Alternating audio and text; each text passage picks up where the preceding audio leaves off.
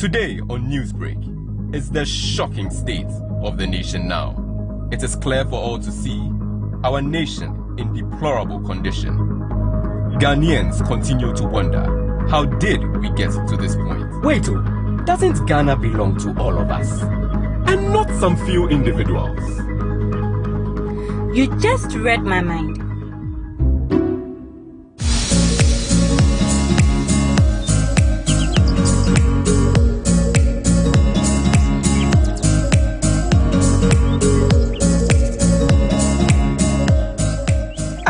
Why must someone come and spoil all that has been built for over 60 years and we still need to build it again?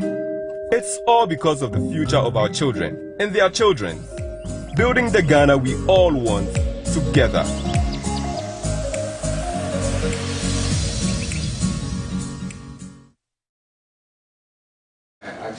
All right, so my guest let me start again.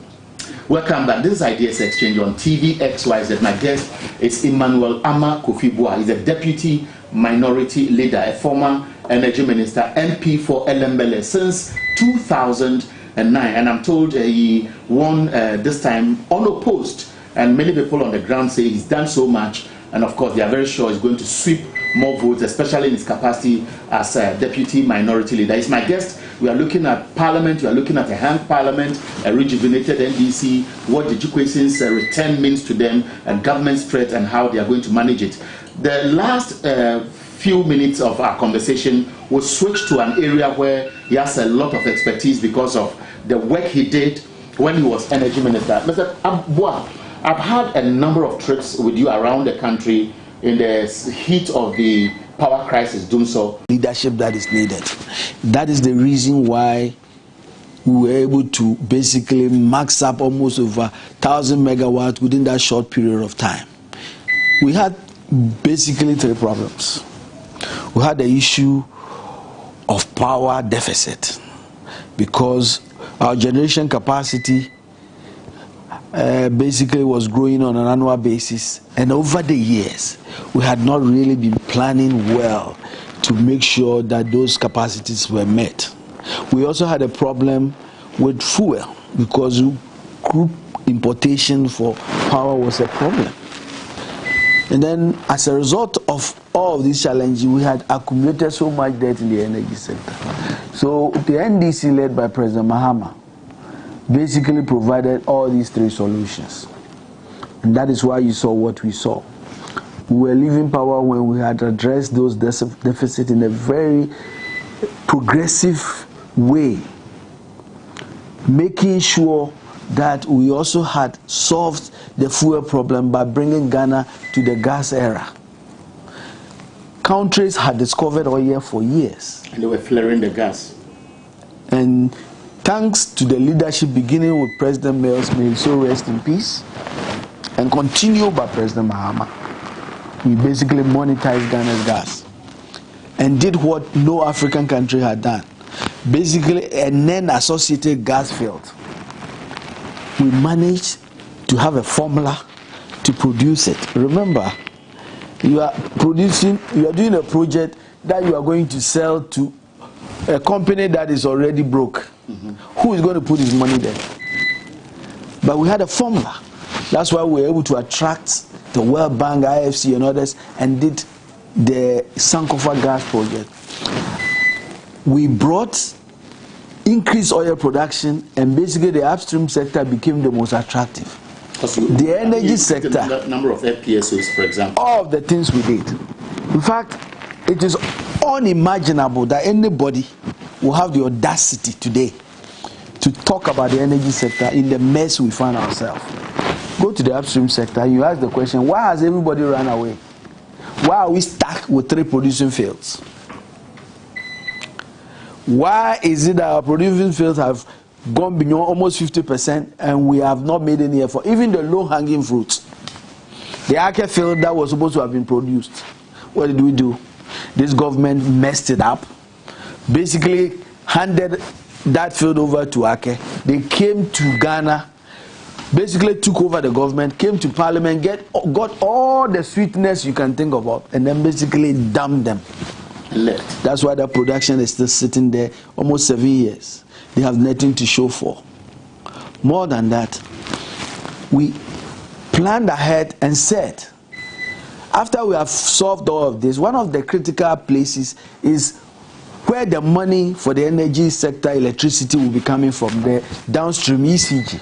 Remember the 500 million we brought from the United States to basically help build the capacity of ECG and make sure that we can reform it.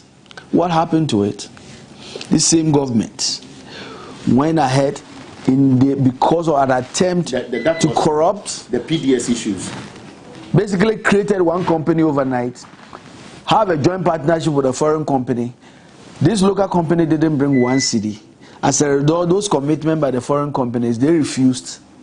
And it became basically a standard, what do you call it?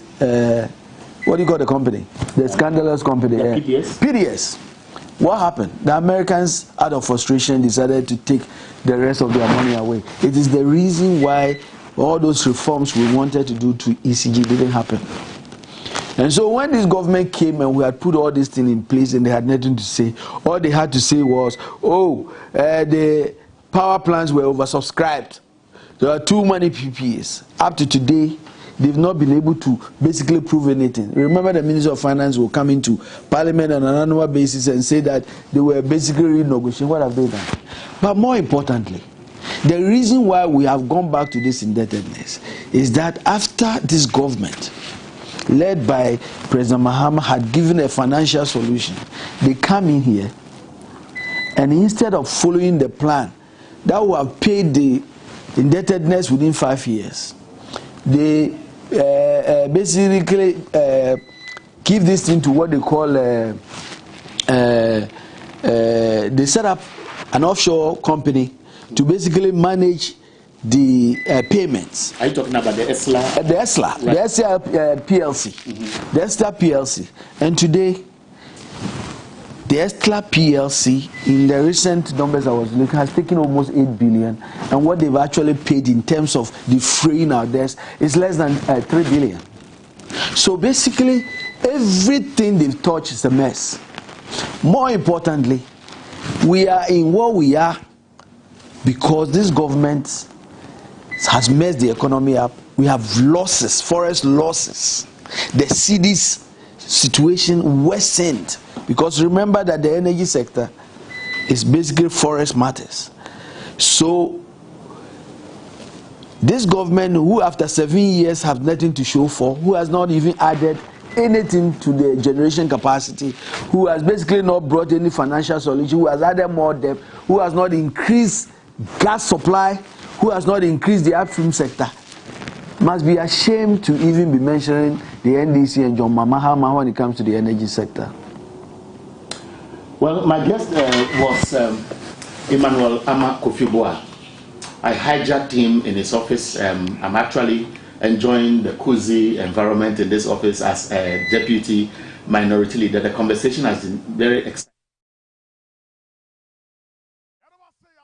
Din komo ebrene dru ye wo se na de si e wo man Ghana mu ye de ebremo enem ho tesen enkomo no sen e na e kono kurom tesen ensem bebre enene ababeto dwa ye din komo e de efa ho e wo gumbe show dwumadi so na ene as usual enkomo no a start say no ebe escalate pa no be hye because ena nkasa no one of the wonderful days Inoma hudo ya akoso ne de asisie no ye betrase ne yedi nkomode ya fa ho owura jemgyache question akokot aba emu nsem ewo ha ye bedi nkomo e de afa ho na NDC amanyukuo no thank you tall ya eba be koso no so ho sem ewo ha Mame Ezlowusu, the only lesbian in town, the only oba wano oba ada atafre ma for so many occasions. Mo no ankasa gye atum se wo ye lesbian efe koduru so ne yakoka na sema no wadwa emu nsem e wo ha ye bedi nkomo e de afa ho na ye twen ho aba ya ba betrase na wugya no ade twen me ba isia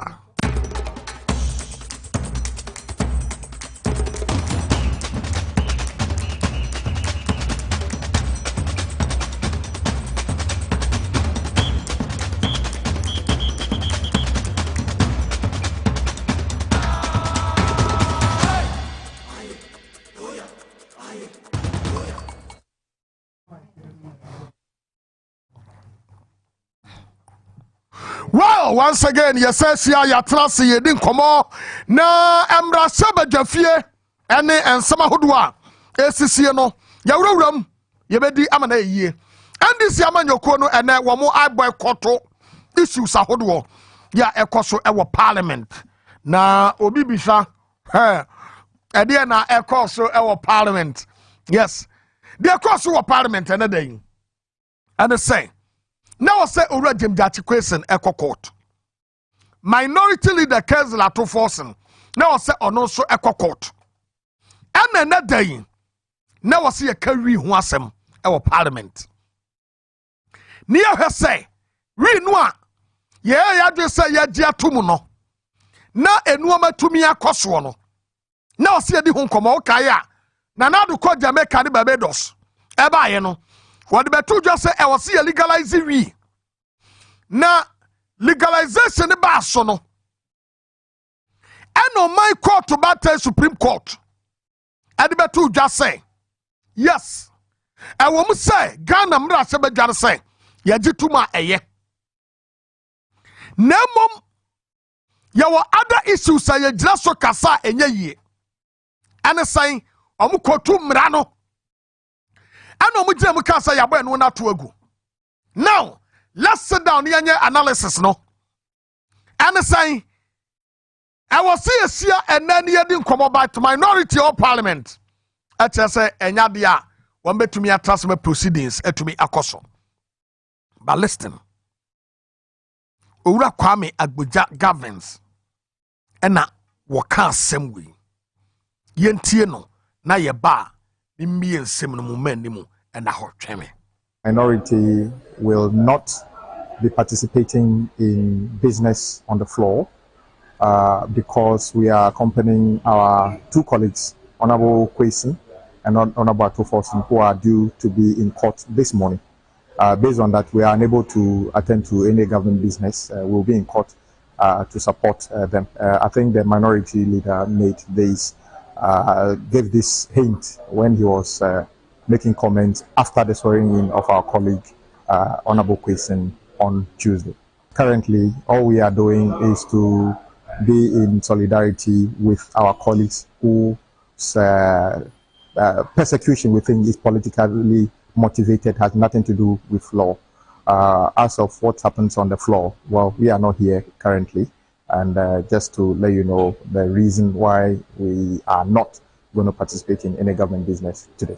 It is sad that after the same people have made their choice and reaffirmed their choice, this Attorney General is going ahead with this political persecution. We see what the future holds. Very good. Now, there is a certain guy. Yeah, your friend Godfrey Yobo Adami. Na adia bakwa e wose Godfrey Yobo Adami ehunu say wonya ordinary Attorney General, wonya Attorney General and Minister of Justice. Any position final. Na wenu ama ehun hia say I was say you separate the Attorney General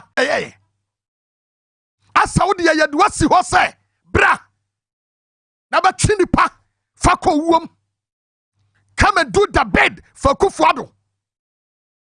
You don't understand the office you are occupying. Local champion. What do Ghana and the law ekoso. When the Godfrey Yobo Adame kotrase na mu kodia sam na judge in his favor or see a transfer no. Etu he judge Jima ya transfer no. Because wasu opesa sam no ya start. Godfrey Yobo Adame, you are not doing anything good to the office you yourself you are occupying. And you are the worst Attorney General ever in the history of this nation. You are the worst. What?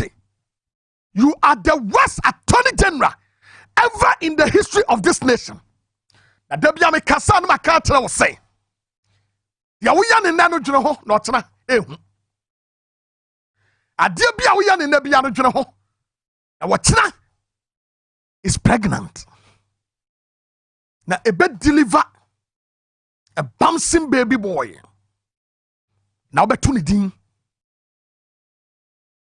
Time I was so court kodi asem. No do not hear about Buama. Ben yes asemeti. Am ya the judgment depth etiayen. One day, Baba Unkrobum. A camera saying, a camera kakrebi. It is Tobuase. Lawyer you to will be an adjunma bob bill. Will be a nimra. Why ya ten general pain? Go 4 pencil and your for Cobabio. A 10 general papa be. Ya would ye, and ya not 10 general. For Coba 10 general. Ya come Minister of Justice, sir. Who Jania Konasuya Yakope Justice, sir. Who to me come and ye. Go Fred your boy, damn another day, me wa and in Nigeria, PCNJ newspaper. I said them say I'm a swallow, new one, young question your who the rule. What by your bedi wa 10 general? No, I'm a swallow docket away. What by your bedi wa 10 general? No, I'm a swallow docket way. Takra the girls no mo yira no, omo docket way. Asa ho an ne de way, boni akoso Ghana ha, akosi sign. And na would the jati kwesi because Ghana ha mra ya adwuma no eye hiafo and opposition mra. Hiafo mra ni opposition mra. Canada Japan to me by na num e judge ni atam ye wia na ya transfer judge no. A time is coming. The day is pregnant. Things will change. I am telling you. What? Now, I know court no. Wamu ya no. Lawyer Sami Jamfi ayam ranim ni ama yawra jam jati question o katim no ho. Wa jemre ani Ghana for twetwe nkomo. Etire mu kire ye de ekoso ene ne yeba. Yentie Sami Jamfi. Deal with the processes scheduled for that day. But one thing is clear in all these things. In all these things, what is clear is that Ghana today does not have a Minister of Justice. We may have an Attorney General who is a principal legal advisor to the President, but we don't have a Minister of Justice. Because the man who bears that title has demonstrated time and again that he doesn't deserve that title. He doesn't understand the responsibilities that come with that title. He's not interested in doing justice. He's not interested in a fair trial. He's only interested in abusing his prosecutorial powers, in going after political opponents. I want to serve notice to him that the NDC has been through this before. This is not the first time we are seeing this kind of witch hunts. We saw that in the immediate aftermath of the 2008 elections. They said that by the time they were going to be through with us, the NDC would have collapsed. But here we are, formidable as ever, stronger as ever. We will go through this and we'll come out successfully. But one thing is certain, that the day of reckoning, the day of accountability for Godfrey Adame is coming. And if that day will not come after the 2024 elections, that day will come soon, because very soon we will be holding his feet to the fire of accountability. His conduct as Attorney General, particularly in relation to his advice and recommendations on some matters of judgment debts, have come to our attention. And in the coming days, we will be addressing you in the media and by extension the good people of this country on these issues. We'll be putting before you incontrovertible facts about the conduct of this Attorney General and Minister of Justice, which are inimical to the interests of the state. And let's see, what you will have to say about that.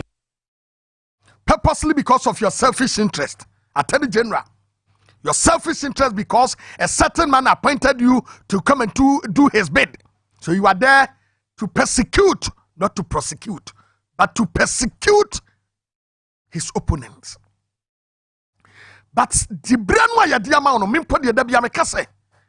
Area se no seven preduasa. Obia owo physically challenged kakra no. Etomre bia eya no sa wo abadaye akoma ewo nimu. You are the only person ya mahua. Men can say wickedness. But a pure negligence. But one day, a better never hill. What yes, some of them feel okay, yeah. Yes, the kind of judgment depth. Yeah, because of was selfish interest. And what's the idea today? I'm here kwaka semno. Now we did a Ghana. Loka championo. Ni aboye kawum. Ni aboye kawum. Ni aboye kawum. One day you pay for it. And you will never run away from this country. Ujania ya beto. Because them ya make say, adia Godfred your boy adami waye. Ase we nimini ya waye. But don't put your God being so good. What to be your kwenya a apprentice kakra. And I had your course for parliament. And I had your course for parliament. Say ya come rasaba jafie na ehoya empty, pure empty. Had your course for parliament. Ehoya empty. Be biancoso. Because Adam Kumana wam rasaba jafie no. Asi wamo metna ho. Emye media sam. Wabra minority leader ejina court. Na sabim prediasa. Yen wan say na amene. Say a deputy finance minister. Yadina kwa jina court. Na yedina sem. Say adanya was supervise yam yakoto ambulance. Not the minister himself at all, because that ye will cancel at 2 forcing. Some ramade dom kumana no pe. And another nigga Fred your boy dame etrase and a dream money ba wontim but a dream money ebe kuretrimu a otongum a dream money ba kuretrimu a otongum enti ane the business of the day. And I am telling you daily activity no amoka yese de biano owura jemjati question ye be di nasem no ye be na saa eti de biano ye mra se badwafo ni dware wi a no mo so court eti mo ntrase na mo nhyɛ mo mra mo trase na mo fam korom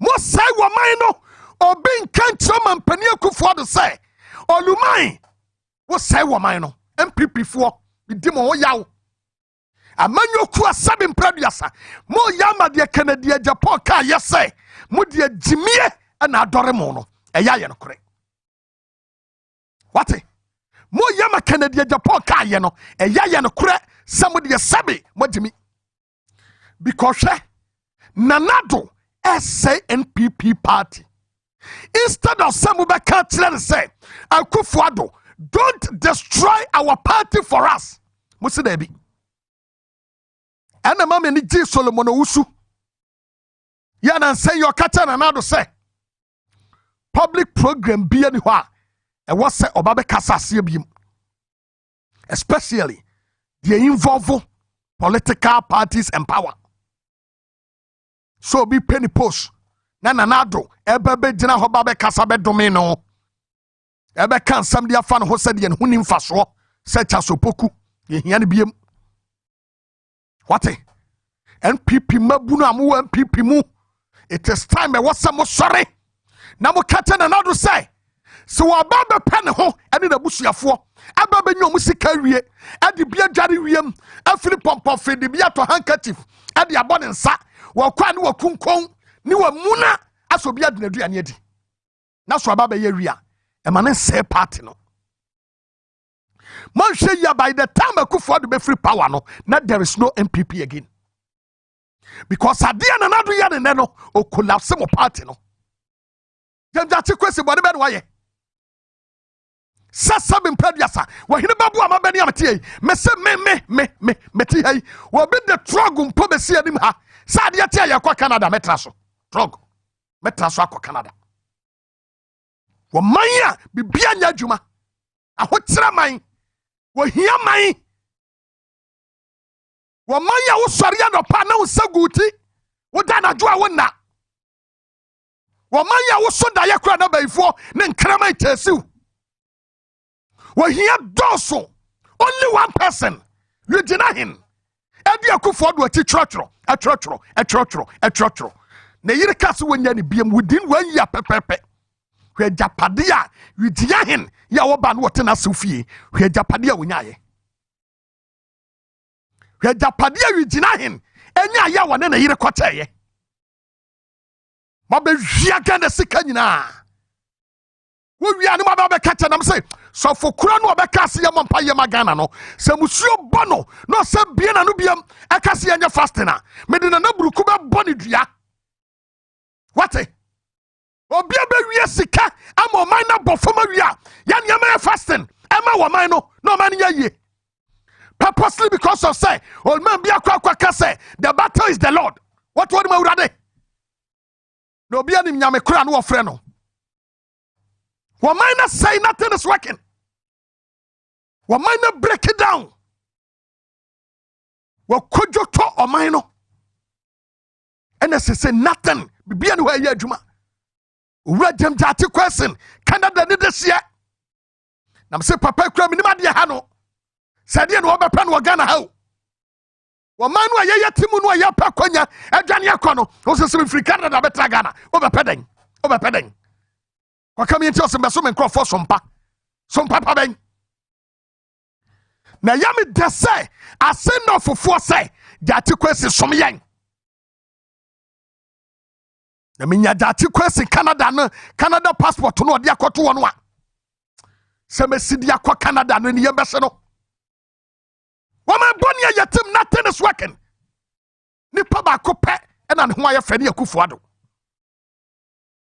For no kuan why kase on in the fear for my brother sasa and then Rebecca dressing we no pie dwamu a bag ya ye $dollars and pem na to ne kura no what it is time e wase ya me ye ne bre ne sorry gina ne ade nam ye ne kukudro ema MPP fo hu say enough is enough MPP mrantie MPP mabunu MPP mabuna Mona party ni womo nsori nyina na mabakwa semu no edin nsesa da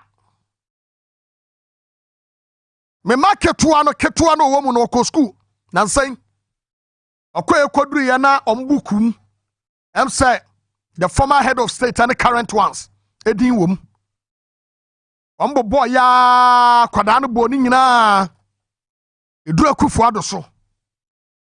And a teacher in the son say we are friends and not send papa say money money ding. My cat say me ban say baby obe hu okufu the picture e money money ding. It is a kufu ado din ya de tron so ha me ban to fairly in advance. Because medical cat say this man and not then papa be to afiase. It will hunu a wo hu say bonsam woni wiase wo ne. Let me tell you something. And then we will them that question akokot. Ya twene da yure twene do awoma so peneku no because man peneku for do say dem that question there yam ko bona sanuam yam fa no koto afiase. Let me ask you very simple question. Judge di asem and a president say nipa so mesi fa to prison eti ene emranim ni chachuti kata ebonana do voice e wo court dem ho obatere court no etere wo say woman pani akufuado edika predeje asem no na Godfrey obo adam ya sori ene ye wo mo full tape no ene chachusi tape no de hia no ene oboye no sa Godfrey obo adam wo full one a o mebo na court no ntie afi oni sibubu nuyam na wabra wura tachu tikata ene na pamfo wi asem no ye wura jati question edimre ene yedi nkomo yentie no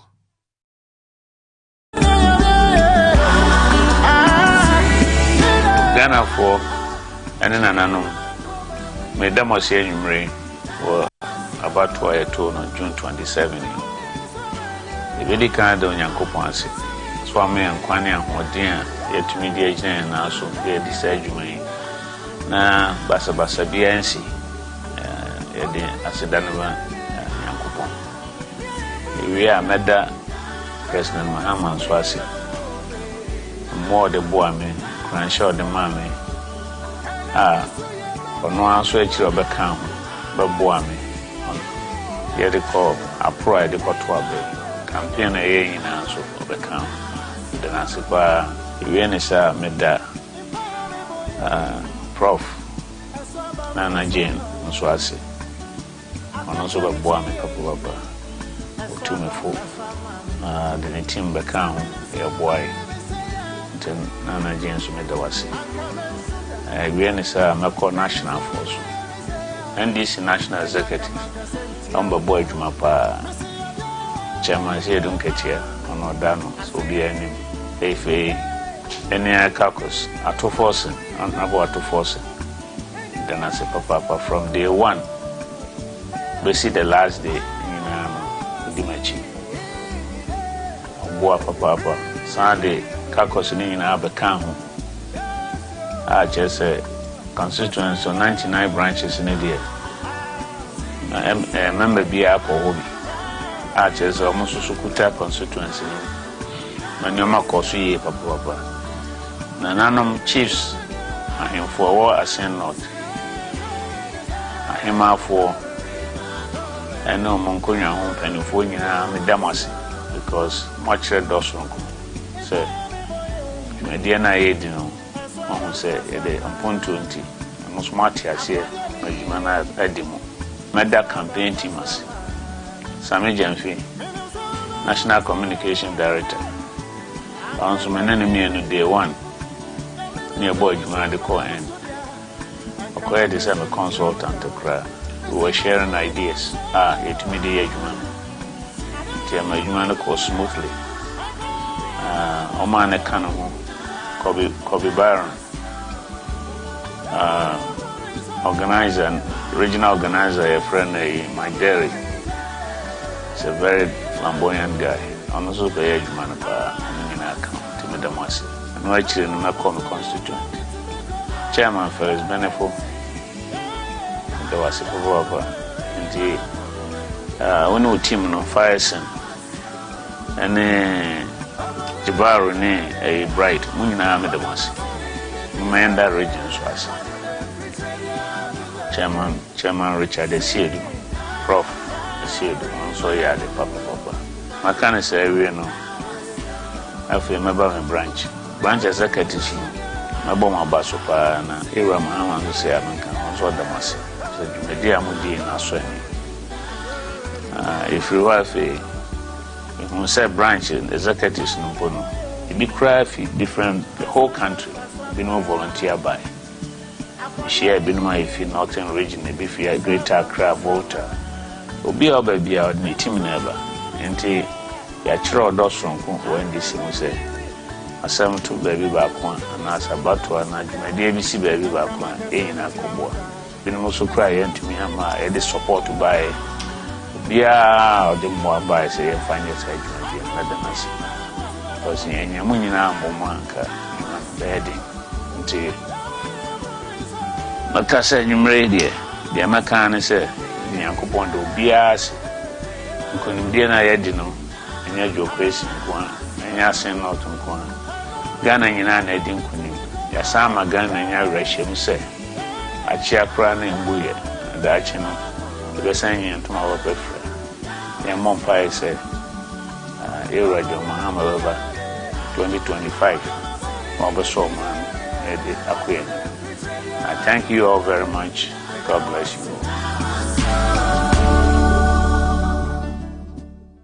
And one no, and you know the form Nessie, and we're fitting you the dead, sir, at the Twasie, Ura Jim Jati question, and I yatten and canon. But Mamifa and two when him say Yame Ayaduma. Starting from Watana, thank you to all. Ye koso, ewo asen ememu. Eti asen of ye penny ya no rejim jati question. And the national chairman Johnson Seedun Ketia, and ye John Dramani Mahama, banwa babe damasi. Na nyamiya duma Friday on the 7th. Friday on the 7th, no, ye bekwa kobo enkremofuo ye no enkremofuo be koma salachi. Akwa kobo mpaye na wabra abodonko pepepe obreku Central Mosque eho ena yede Allahu Akbar de no ede be hye so yede akwa ya sori ma obia ehu de ekoso eno atire no ya ba Saturday no July 8 eno no ya Thanksgiving service ebe koso ewo SDA asori mu Maranatha fo no ene nyonko do bia koye ye be ko ho na yakwa kwada nyame ase yenya awia eno no 11 o'clock ni 12 pepepe ne yɛabɔ awura gyidi kɔkɔɔ nso asafum akwakoda twedi amponyame ase na sɛ heaven ne deɛ lalai o lalai boniti umi heaven ne deɛ lalai wɔn bɛto saa nnwom no ɛde ama ɔnyɔnko a wɔn deɛ bɔne ɛna ayere ne ho sɛ obɛdie no ɛno nso no yɛbɛkɔ hɔ wabra abo 12 o'clock pɛpɛɛpɛ ɛno akyi no Saturday July 8 no ano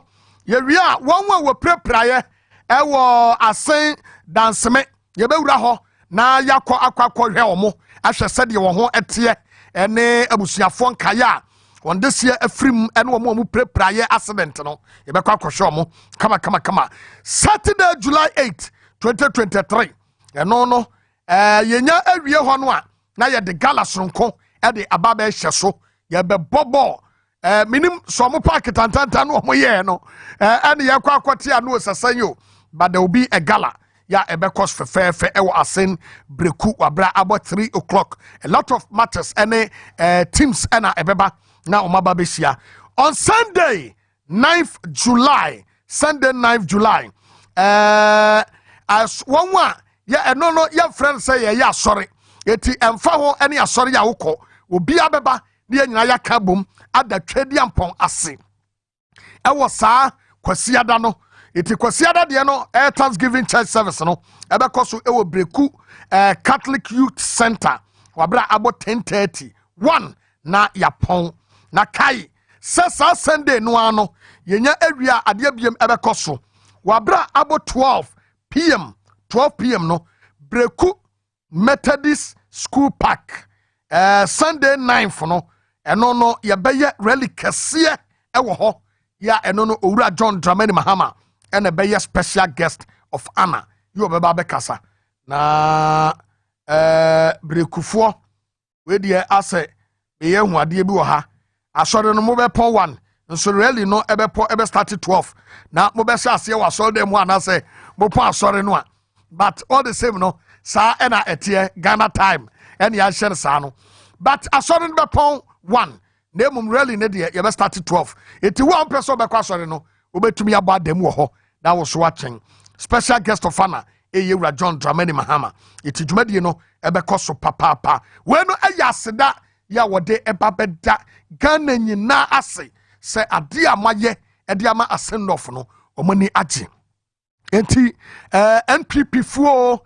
NDC fuo madaro mamomra na womunye emenya kono nemum asemba ko ameka eni wunim se obi abɔ pa se yeni ji a yeni ade ne yakɔ akɔtere no bra wona be basabasade a ene yewunim na obebura ho na emrantie ne so mu a omo emo esa se NDC de omo nya basabasa political party na emom de omba ye ne se we pia oma we a na we pia wo ama we na we pia wo ama we na won nam nipa nimu wo bewie no na honam ye wo ya titena ofie din na dwen wo ho eno ano no eti wo penso a MPP for no momra ne nyina ye nkamom na sanse nkunimdie no aba no eye nkunimdie reflection a ebeba 2024 eno no na me yatim free ona yemra emra medi enkomo foforo ene edom kuma e womra se badwafie edi nkomo na womadi nkomo de afa Food and Drugs Authority yes say aban no emma wosika emmo mfa nidwa yenkotie ne ema postmortem wasem no to know that Food and Drugs Authority has stopped these activities, subjecting everybody in the public to a very high risk. In fact, the market surveillance is what allows the Food and Drugs Authority to authenticate the wholesomeness or otherwise of foods and other products in the system. And so with the emergence or the outbreak of anthrax, everybody would have expected that the Food and Drugs Authority would have intensified its operations. But unfortunately, they have stopped this market surveillance. The GMP inspection also allows the Food and Drugs Authority to also set standards or to inspect standards for processes and manufacturing in the companies, whether or not they are following the right standard, both within the country and outside the country. So medicines or drugs and foods that are imported into this country, Food and Drugs Authority sends their personnel outside the country to inspect, to go on inspection those companies, whether they are doing the right thing. But as I speak to you now, they have stopped these activities. And the only reason they are giving is that the Food and Drugs Authority is broke. They have no money. The minister responsible for finance is refusing to release money to the authority. We are all here. We heard and saw what happened in Asenov. Government was able to mobilize money for the continuation and completion of projects in Asenov because of by-elections, and even went ahead to organize money to induce voters. Now, a matter such as this, a matter that borders on public health, we have no money to undertake this, and it has never happened in the history of Ghana. Don't forget that the Food and Drugs Authority is a very, very important institution. You and I, our grandfathers, our parents, they walk into any shop and buy anything at all and they consume. We are all relying on the Food and Drugs Authority for the safety, that they are doing the right thing, and that any product in the shops are safe for consumption. And so we are calling on the government, the minister responsible for finance to be specific, that as a matter of urgency, they should release money to the Food and Drugs Authority to continue to perform their mandate as expected. This is sensitive, very, very sensitive. Okay, yakwa huma so ne ne honorable Kwabena Minta Kando. We mra sabadwani ema desia ewo dwabo so abatom pasua so. Ya ne kodi nkomo na ensem tietia ne tenten nyina ne se Food and Drugs Authority enye sika ya edwam a ewo so mokọ ekohwe se wei aduane wei aspy na nsen mo kai a enwu bi eba kuromu a na omudi sudi ena edefra ayo ndwuma ene yasefo na omudi huye ena no omudi sika yo omudi be adwuma nto obsori na mo adware kwatra office omudi sika omudi be ye adwuma na yenkwa homa so na ye one honorable Minta Akando enkwa twinkomo honorable anwumre wadaroma ye mo akwaba ene honorable let's say boko pa na uzwe amia de wakatanga kwa na chidi ampase obo adwuma so oye adwuma den pa nyame ka ho. Honorable Yenshe Food and Drugs Authority for press conference ya abene ensem ya mo kan obi be bisa se ede na ama we no eho ahia at this time ede na mahu ede na mate media ade ba ko a jemfa sika ento eye nkwa nti oman bia omo akandi fo papa no omumfa wonom apomuden nsem eni agro eni aduane a yebedie ni de kaka ho eni agro na anu ya sawotie ya yesi yade bia ba edi anthrax nti saa yade no so no itimi fa no enam emu enam nti se ebia na nhwe bi konya saa yade ni bi na yekukum na nhwe no na okɔwe a nso utumi enya ba yade no bi se obɛkae a eduru bi a yɛse corn beef bi ababɔnten na saa corn beef no ɛyɛ nipa nam ɛne yɛde ayɛ saa corn beef so okae a yes ebi wɔ hɔ a yɛbɛhu videos ahodoɔ bi yɛse ɛyɛ ebi wɔ hɔ a yɛsɛ mo no kae rubber ai so ka ta ne ma we nyina ya no kre ai good nti de ma ya abotoyam ene ahotoso ene se oman yi mu ayewo no ye mra pon ni mu no ya ma Food and Drugs Authority for sajumadi ni se aduani bia yedie adro bia ye no koyeyam adro bia ene say ye herbal, say ye octodos, say ye denyu. Minina no Food and Drugs Authority for na amuhwehwem say eye papa ama say enye papa. Okay. Na say dwumadie we no wontimi ntra office nko a endi. Nti eteda bia de omo ye ne say omo kwa abonten na nema ewo dwaso no my be a random sampling. Nti omofa bi na mo de afa fa mfidie ma mu say that nnuane wei ananuro wei ama say machines wei papa was a digital dwuma. Okay. Afei ebiem everywhere bi a omutu kwan empo ekwa amanone companies a bi wo a mekai pa say ezetax video bi ba say na omomfa na papa nye yeah any ade nti omutu kwan food and transport to kwan echo Brazil echo hwe companies a canned beef or not canned beef nyina no ehu say nema practices a mo ye ne bibia no edede na kwan nti ne tofa bomu no sa djuma we nyina se nkwanche ade efe edi sika ede eye na mme kakra mu ani no ye de ani to form ye tietia djuma de yi enkoso. Okay. Even amount for kura amaka machines a omode abedru omayimu e wo say food and drugs kura ahwema wo no mutumi yi free port ekoton ne ade no ene so akoka port ho ye de ani two form na no djuma de wo say food and drugs authority for de no omundi na we de bisa mu no na ne tofa bu mu an say omundi sika. Wow. Onya bro na atechere food and drugs authority no. Wow. And you're very dangerous. Komama vaccine kra ye be fa no. I was say vaccine bi e be my bia food and drugs ahwem say papa. Wow. So muju badie no e ya ade bi ase tupere for wa minu mi ni nyina no yankwa edagam. Because minu mi ni ye ni mfidie ye ni e de be hu say do be ye papa. Anase adobi nye papa anaduane bi ye papa anaduane bi nye papa. Yeah. The food and drugs for na bedi say adwuma we ade amayen. Nti ekoba ne say omu ni say adwuma na a very risky class bi abonti so akoto bibi. Ebeti ba so akoto fake bibi na edin sin bebre na de amawo. Na sika omu ni na me twa adwin aban ade ko si so say aban menye sa na sa mfatawo. Uye sa na ya bro na pesa oye. Uye sa na pesa mankunya na pesa oye.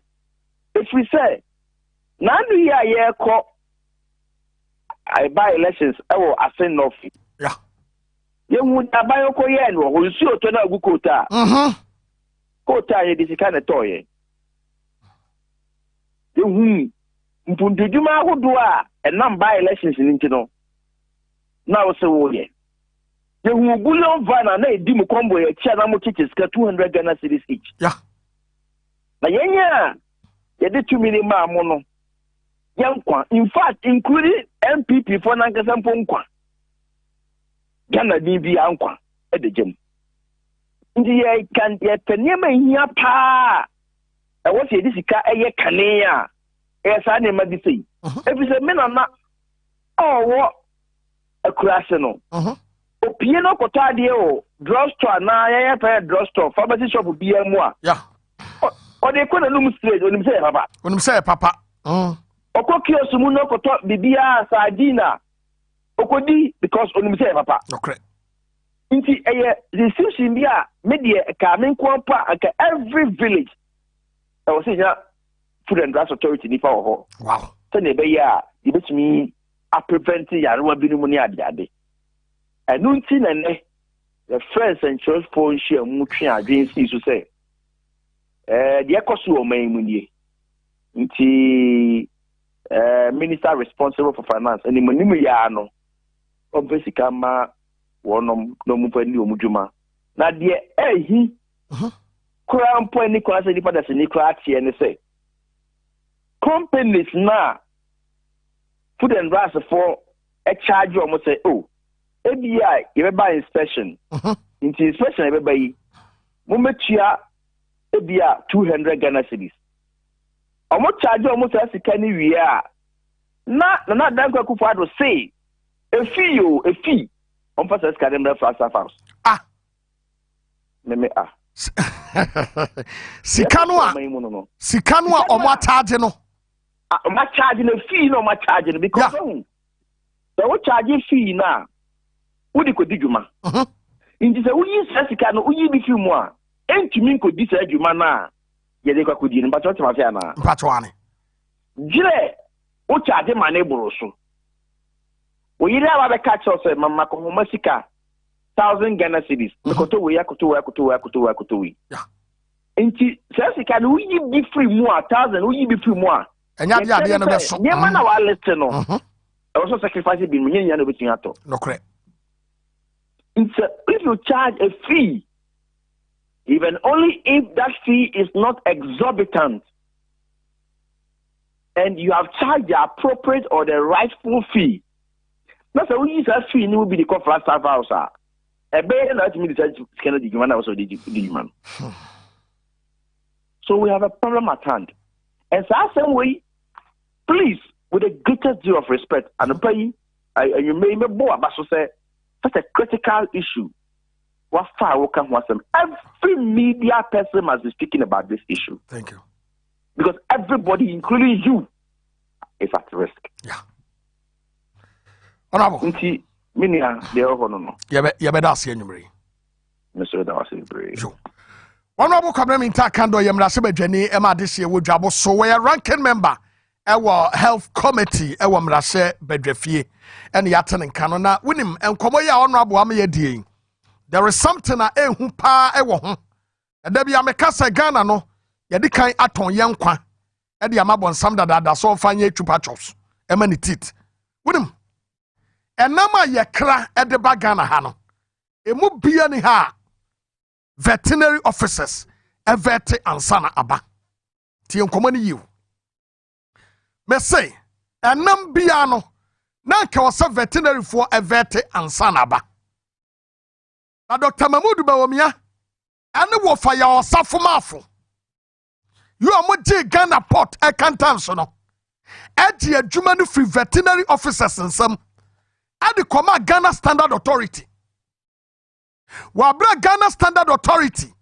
enim fidi a yade ye enam nhwehwemu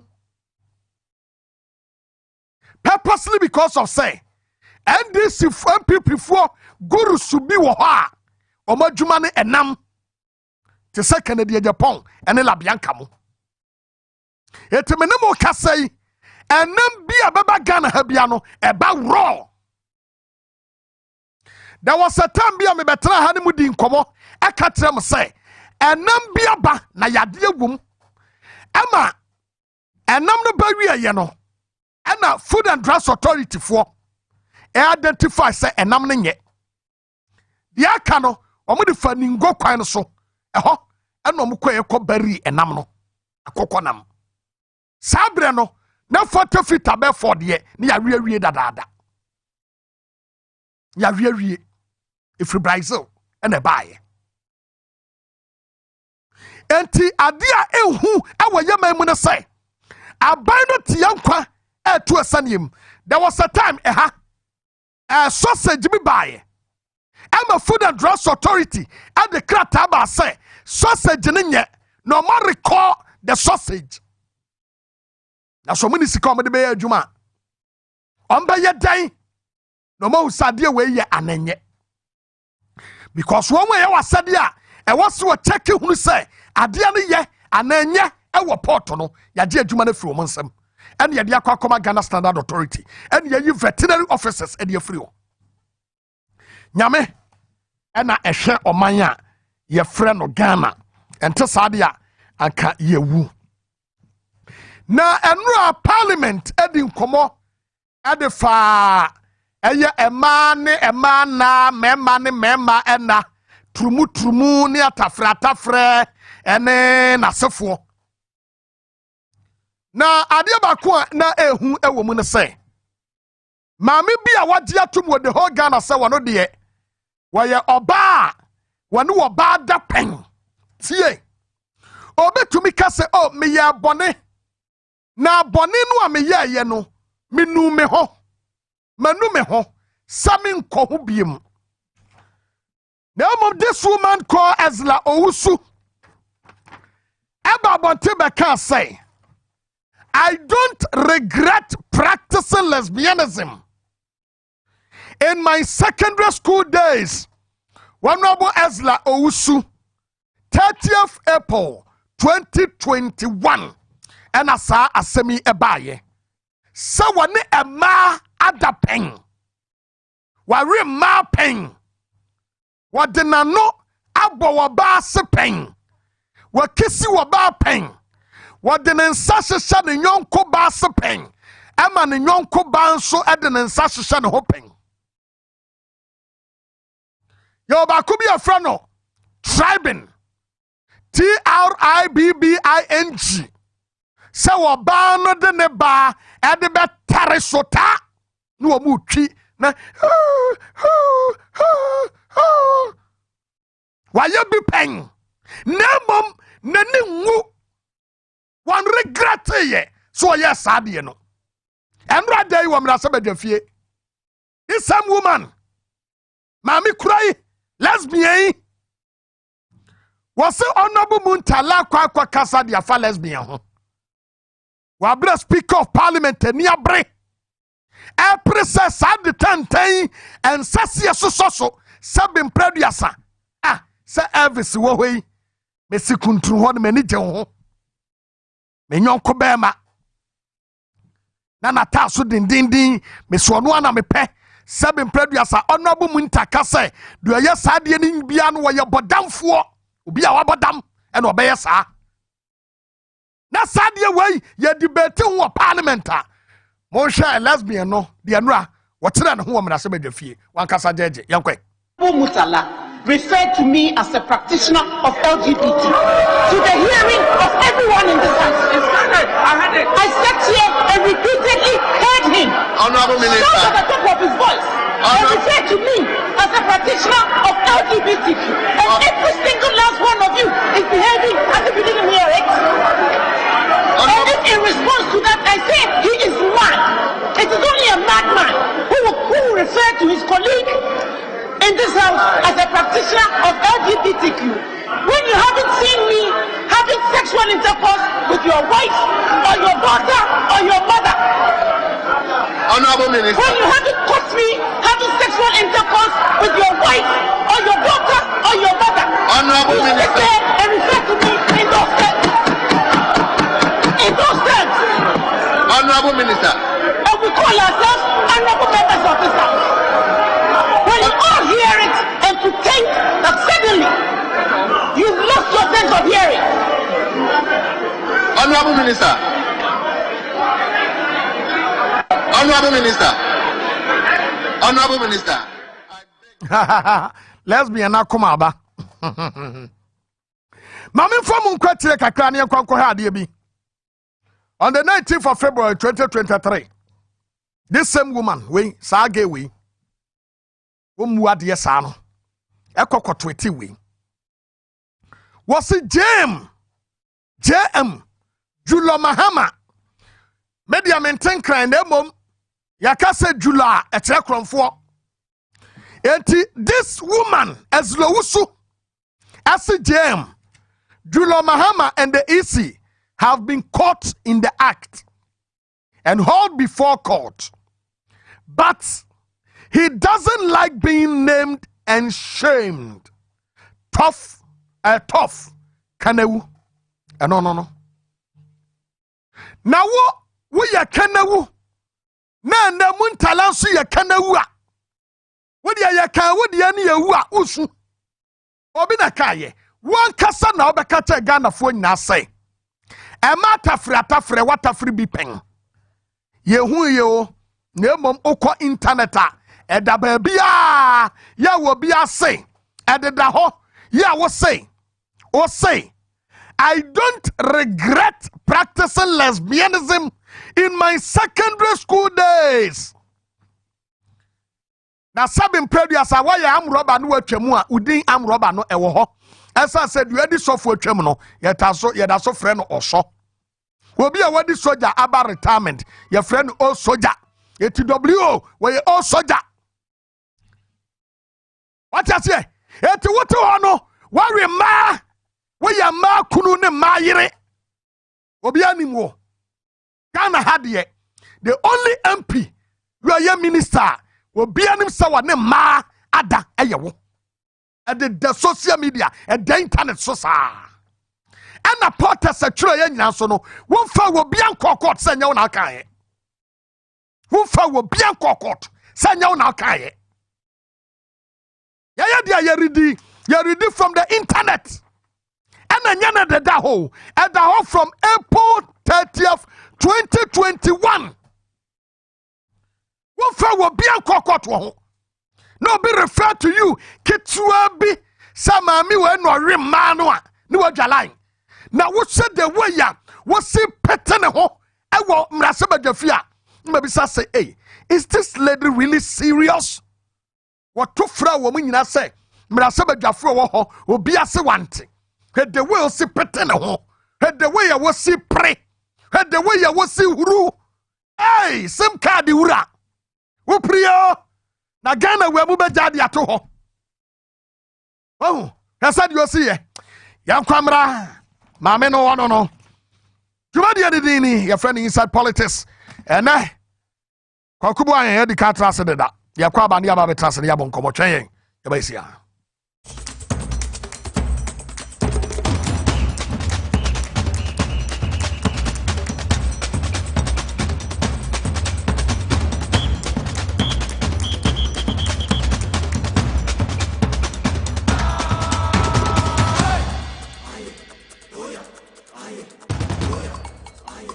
Score HD, the new exciting football channel, is now available only on HD Plus and brings you football from around the world.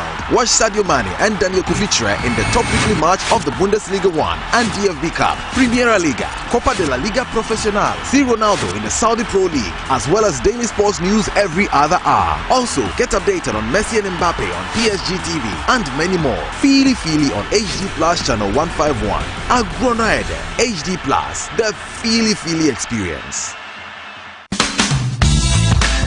The serene environment fits into the goal of the school, which is simply to provide excellent educational foundation for your ward's development before they commence primary education. At first glance, clearly you will see why the school is called Hebron Hills International School, as the building stands tall overlooking town. With a Montessori style, we have experienced and dedicated staff and trained teachers. Our small sizes classrooms are meant to enhance teacher-focused approach where children get one-on-one attention from the teacher. Hello there! We are open at 7:30 a.m. and school closes at 2:30 p.m. After school care is from 4 p.m. to 6 p.m. while early drop-off can be arranged at 6 a.m. Hebron Hills International School is located at Midye off the Nsawam Road. Locate us with GP postcode GW0688 GA West and GPS code 06884870. You can contact the school and make further inquiries on 050-876-2375 or call the office directly on 0302-918768. Email us at hebronhills.school@gmail.com. Hebron Hills International School. Excel and shine.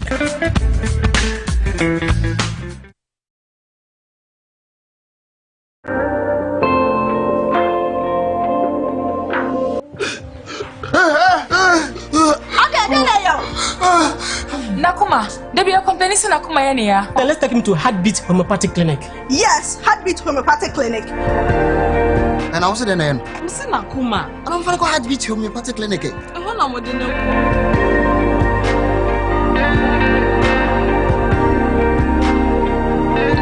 Thank you so much. Thank you. Daddy, Sisia to say. Sisia, yeah. Me want to me Heartbeat Homeopathic Clinic. Me a good heartbeat no. ABT.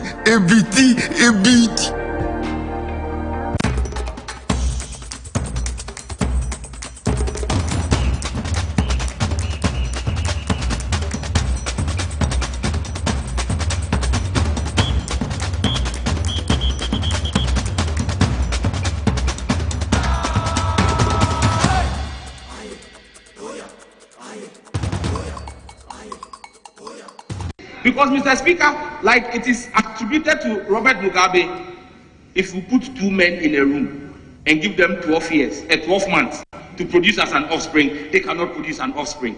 And so, Mr. Speaker, we will continue to stand here. But let me use this opportunity, Mr. Speaker, to celebrate Mr. Speaker, who has been a stalwart and a bastion for this bill. But for Mr. Speaker, this bill would most likely have been killed. Mr. Speaker has stood his ground and ensured that this bill has come this far. And I want to use this opportunity with the support of my colleague members of Parliament, since we all support this bill, to serve notice to the Western powers that we have taken judicial notice of what they have done to the Speaker of Uganda. After Uganda passed the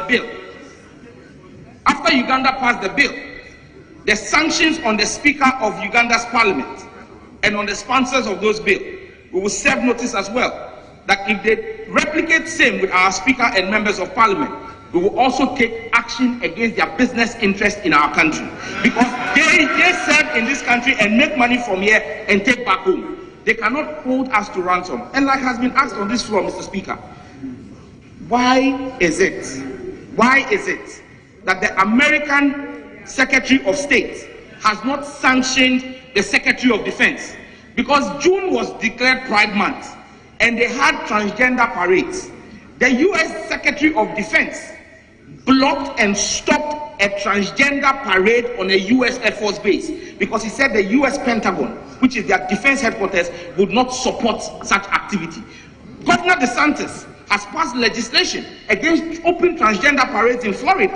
Why have they not taken on their own citizens? In fact, in 2022 alone, there were 433 actions in State House of Legislatures across the United States banning and clamping down on homosexuality.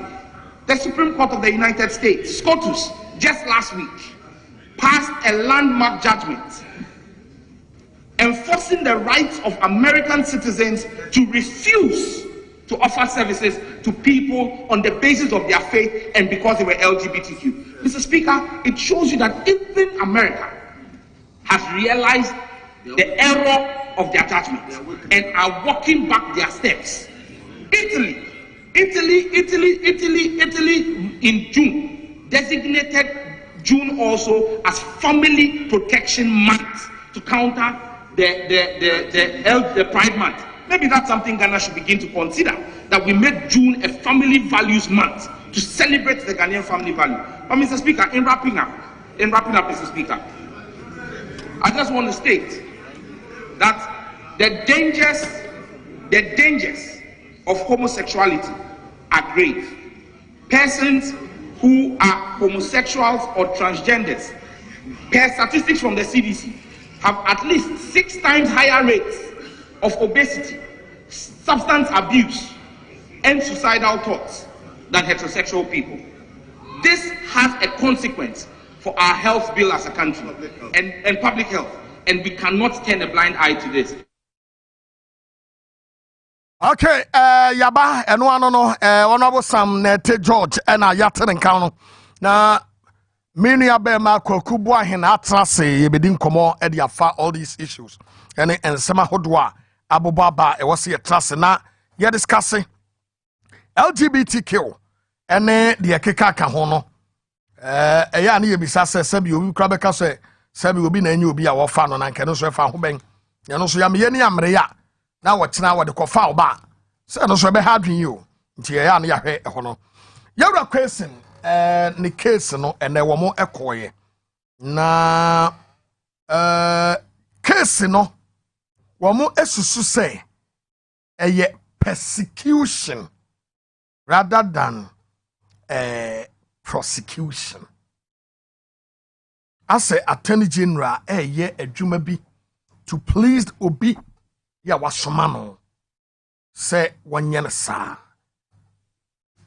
got a question da wasipi mamenchiao obo homoding na menchiao no unuanom Nicholas ene amanfo si yese o da bi odi anaso na me na menchia unuanom anom ye adwuma Mugabe ne o producers and the cameraman na mancho mampeni John Daman mama na memona baso and then they deciding mu papa odo ne akoma pa odi aba ye party no on say ɔtɔ Ghana nyina awie no te say ɛni da so aba NDC party no ɔdɔ nso abam akoma pa nso abam na yɛde nyame ase sɛ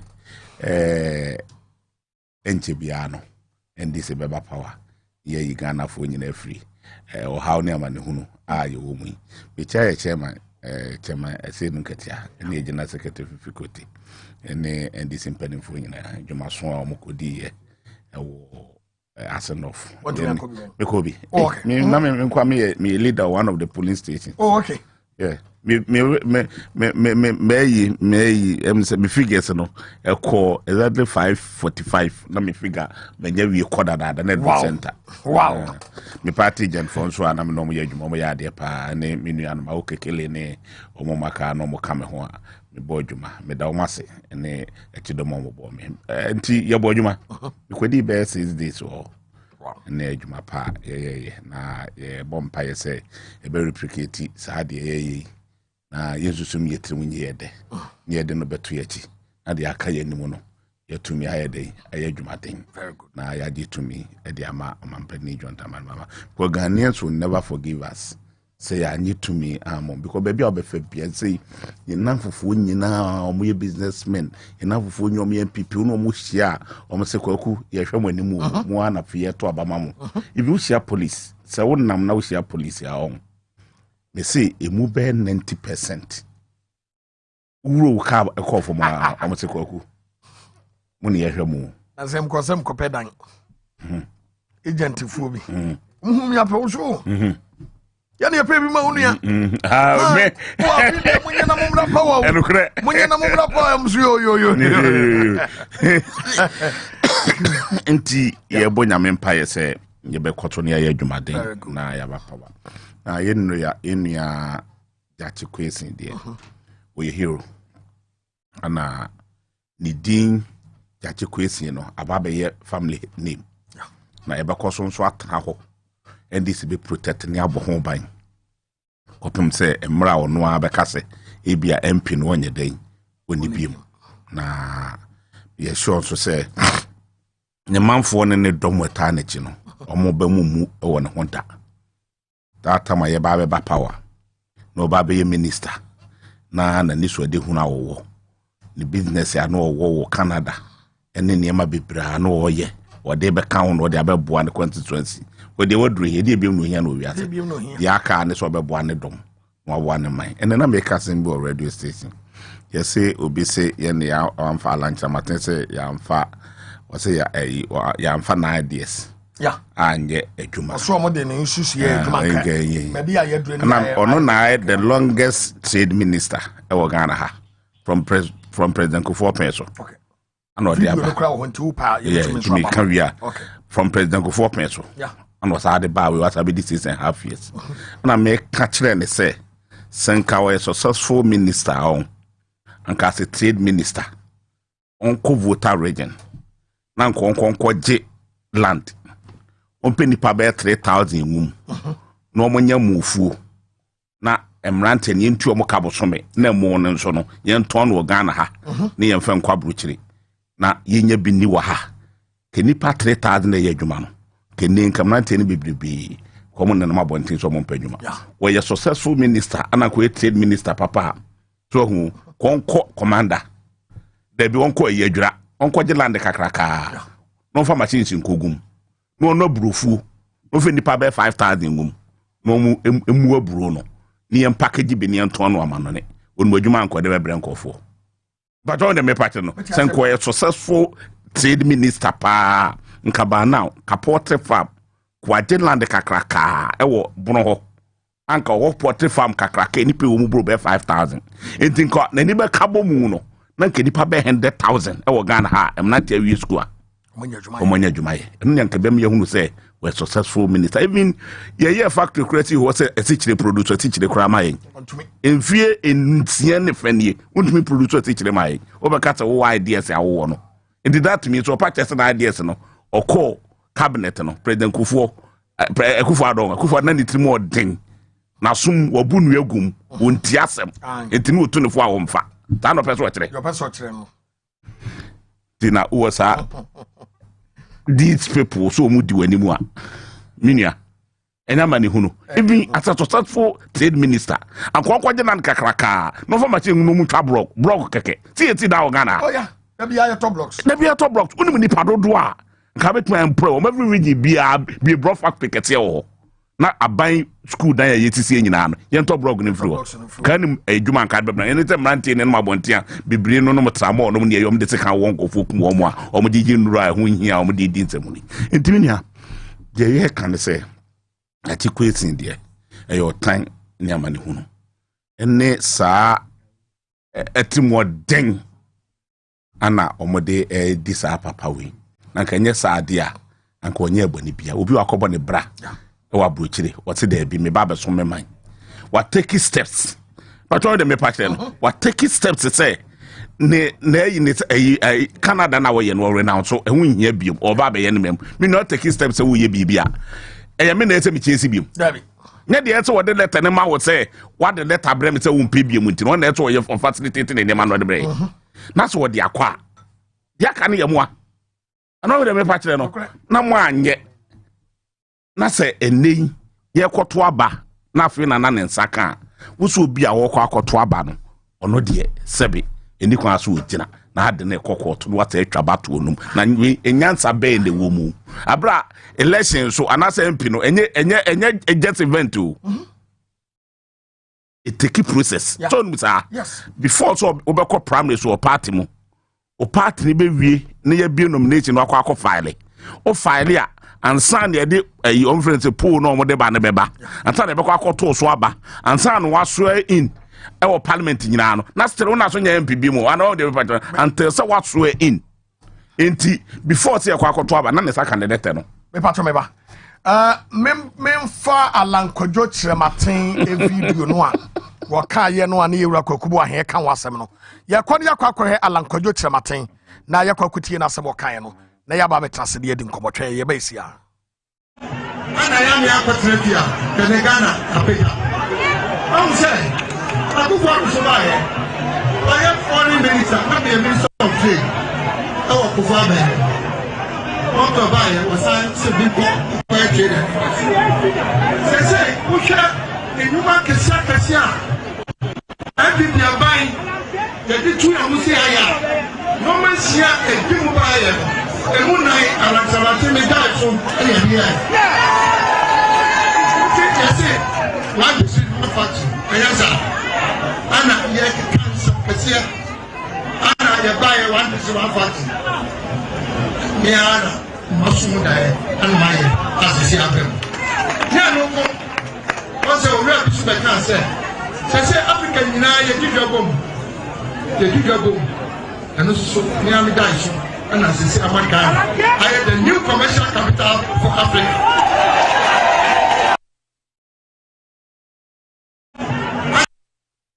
I will say, what's in the idea? Send a man that Ghana the new commercial capital for West Africa. I on what after the obedi na the KTM water factories in Makwako 43 and 45 penny to be here. Mewa. Now, or the Parliament. Yeah. Bear one mantini. What's a bear 45 penny, 50 something on Wakano, and Yano Croven and Crater when Yano Cre. Not 45 no crap on your tone. The Ghana need be a to be my but it is a work 45 for. Thank you, the mother blanco farmer of when you be. John the man, Mamma son die. I will who say Ghana. Ye in Nuru. Your pharmaceutical industry, sir.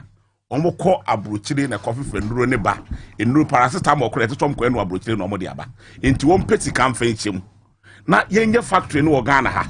Ni nro ha ni nton bi wa manone ni nton bi wa Africa nyina no kopesi kan wode ma 10 pharmaceutical industry to bi nko kan ho bi me ko ho na nsen na menua edura awia be 12 ku ni pe bat sen kran nam ka te school fo mpo kra no mo be school na butu otman no otman ne se da bi e workers na mo ko shift wow omo pro 1000 shift mo mo ko awia no omo pro 1000 ana me John the man mama yakopon chirawo de ni twade hunu papa sei ana aba kwanes kamis kowe ni pa ye duro ho danes na kwa danes kowe and farmer no na kowe ani nyina ye John the man mama unu ta first me nya asphalt o Ghana ha emrofo ana na be ya asphalt ni asphalt plant ba kokra wa NDC John Dramani Mahama and the ma company to me kwan mako 10 sika mo mutumi ye asphalt plant ko fido bu no mo ka ho na first emrofo nkwana na ye asphalt e kwa no na tapeten na na ye John Mahama and the ma wo mu sika che wo mu kutupa na etumi nya asphalt plant tem no kata yi before mo ye Ghana fo mo asphalt plant more than 20 e wo Ghana he kwan ye no enyem rofo na di asphalt na babiem ya na ye no John Dramani Mahama ni so ade hu famisi na me welcome enti last one America and then so ade hu na John Dramani Mahama no wo port industry egui Anna John Dramani Mahama did catch him. Akate farm, Obenam your original organizer. Me no man call ye Akate farm. What a be a new site of Papa de Bo and this a battle. A dark crack can workers no me yajma one and cocoa no produce no Ghana and not the ketwa any nipe yajma and when you say who victim.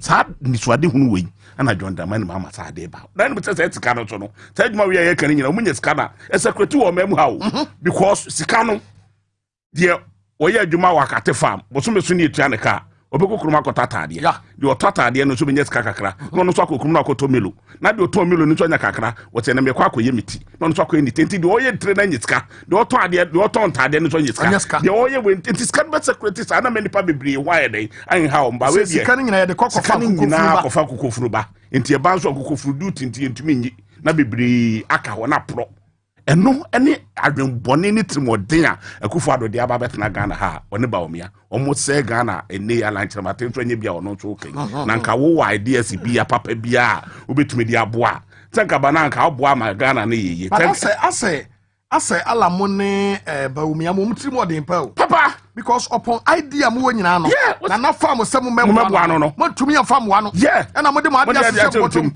ante so ma me hunu se na nado na trimodin inene keto mo ni ideas bia omo ideas afutu am de ma akufo ado akufo amfa no omo ntrom na bonte se me ka kire akufo ado tie nye we e wo cabinet wa anye me ka kire ayi akufo ado se me betumi ayi we ni akufo ado se de me mpre me nye ni ehunu sampa akufo ado na nitimo odin a wo mu Ghana fo mpe Ghana fo asem ana so mo anu mu ni ideas omo ye empty but just kata no omo kata but thanks be to God say nche bia John Dramani Mahama beba okay no be fa Ghana no aye ni ye ba bia mu a very good ekwesi aye no so no kwesi aye no ye be to aso Martin Lawrence Gatti a former acting communications officer Emma NDC e won fimfimantem Gata kwa oye wa me jodo oye late pa enyo fetchem na me wo sister station okay me wie ya na magbo na parba okay next time we nyesa bia ai oba ha no abaha wo ko ba bia no akoma bi e ba sa no da bia no be ha ma me boss or kana odem ka na okwa bi wa batu we fim but oye dey ya ka oni do shim no cre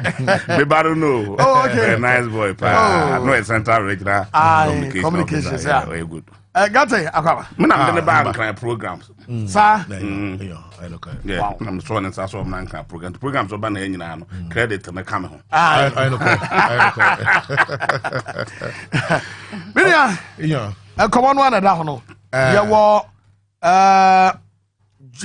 owura Jati question am say me fan say two ni nyina no e gina the same area one and the MPs e abandon parliament e court ena the edikan ti de ni nyina no ye Jim Jati question but Attorney General ena amanfo esusu say he is rather persecuting Jati question than prosecution. Ayaba mechia wahwefo na mechia NDC fo titir enwa wo mfimfimanto na mechia me boss lawyer Sabije Mfi tidema me boss kan ono na also misem na so onya ho pressure kakra ono wanka ono onyo kasapa na ade na odemotodo so na onya ho pressure kakra but ni na aka ho no so manya mepe no ye ayi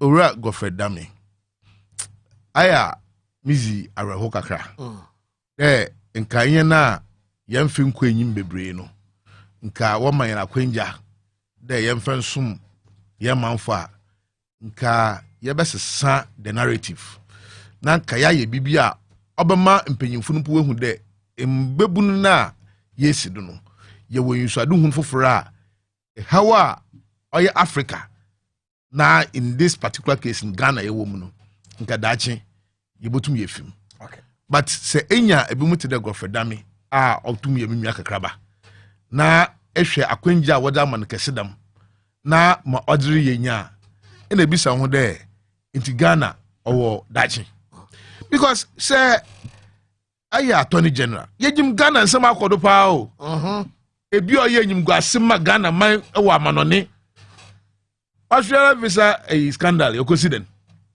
oye na dugula kwagufu adope ena onyim report bi oda ena okade okaka no so kwaka wo rally ase wo election away wo Koforia a technical university the police report it's there enye pious ena oye da madu na menua se azayo na wase obi na ofai na se nyipa na ofai a wogya echi di hwehwa say wo kɔdo hwehwe no hu nyimpa a oye da mazu no menua ka sei yegyim nyimpa otu da mana mo no nka attorney general atuhoi na nkare ma advice the president the mazi or the nyimka Ghana internationally papa ya obey iba na mombo no tu obi a gbehu da Kwame Nkrumah. And you see one thing about George Chikwesin there the papa serve under Dr. Kwame Nkrumah. And yena yim kwa Kwame Nkrumah ofi Ghana ha odukupu amanani oye stowe o fita krade why no Dr. Kwame Nkrumah. Okay ena odukupu Nigeria Nigeria dum no kwa amanani akwa no ko hu de dabi e chere ni manfo wo nkwasum no to anamo de oba abeji Ghana fo ena ye obobo ya ye fi fa hodim efi nkwasum de da wo nkwasum wo skafam but politically no ono obobo e enti se obi a ono so no papa oye Nkrumah yes papa na owo da mu ensuade hu no se we tu kwan na yakopon de nkra dai oda che no nkwa oda che no na se we du fi bi no fido bibia medui kakra bi a menya bia no mfa nkono mkobo mo manfo no da ba ebebo no ye ensem ogina di court ya waye no kinti ebisa ho de nti o hawa Ghana fo wom sisi ai hwe na se sika yakose no wo offended asin nof menyo ka sei enkofo da pado ewo national food buffer stock hoy for 2 days and that can what 3 days what the pado ebaza what the nyoma ama aban mfe bienyi aban onye de ontu awon kaw na nyoma no so a what the mo aban no okosre ekobobosia embosia no so ka na hu de insimusuru ndampo review all rate to the extent the momo rate to we review enti maame na ono tifie na wa bobosia na awa aban ntua de kaw no erikunu erikunu yin de honest can onye bi nkotu bank no but how bank no the information be man there wo loan na into ntua no interest rate na ye de ma wono kra asanso akoso ye de kakra kan en ko fu bebre se che video no bia ebi mu se de ai de wo bo na ahoma na wa hye no ana wa obehye na konfu ewo ho anado tere the only thing is suicide but we are not looking at it. What we are looking at in there now you see in ka say MPP fu wo mpanyimfo pa in ka da woto aba George Chikwesin o winning in pe and ka wo retreat no wo fa kwan bi do no ko redeem your image sir they have missed the opportunity to redeem their image because CCI marry what is the end game? There is no end game for them because from America in there say George Chikwesin and there Ochina Oko court also George Chikwesin. Yeah, I know they can manipulate the court, but not too much. They will go for new by elections. And I see enough people are ready waiting for them. Oh yes. And this time they will cry. Sooner won't soon be, you know. But Fidel Kobomunya said there, we wasted everybody's time. We have wasted the state resources. We are not saying there ABR development was not a proper. Oh yeah, that would deserve a long time ago. I found come on. But Sikabia was so yeah. What you know maybe a win here? What the high hotels? What did you talk to the band? What the year you know be anka? All these years were summoned to that place. Beside the car what the choir no, every phone would go. So we have wasted all these state resources just persecuting one person. Police for Papa na me yoka say. George Chikwesin on bambokum obi wa Ghana ha. Ghana sikaya na na kwakufu na nebusuafo wo wie di. Special prosecutor former one my attach there on no mother serpent of corruption papa on we bi papa on by on bokum obi awa ha on be bibia o kire there onu na jamagana how ni na no son inter attorney general edo je na adwuma ni agu ho na okodi na made achi It is waste of everybody's time. Yeah, someone. Obiara mpon Mamed da Yankopon asen de papa no gina kuna no oye benyin na woka benyin a sebe enya wa betir oye wakoma se ehwem was na kom a wodu baby kura was ojiska na tena nchen na wanye the madini na and he's still working chest higher. Sa benyin na woka no na do mpenu enyo opero bebe ye benyin ase obi se wo ye bema no no de beba bia mra enu no mpenu eti ma once what make assembly me say the book at Niza what to no for one fan odan abo yeah no correct baby me say the MPP has lost the opportunity to redeem their image enti one kwado na one yam warrior no we are waiting for the end game and they'll be say and MPs were responsible because we withdraw from parliament we'll be withdraw from parliament. What they are saying is that solidarity is part of the system enti say menyua leader now Ojina Wakasa no. Yeah. And people are persecuting him. They are not prosecuting him because as someone would need the deputy finance minister or no authority or what but on the crowd no Ojina don't kade on inti me as the minority leader no semeko quarter manko fumba. We are looking at this height of injustice. What did the obia sabi bonibia unitrim na sabi on your money be biara. No more minus so shoshi.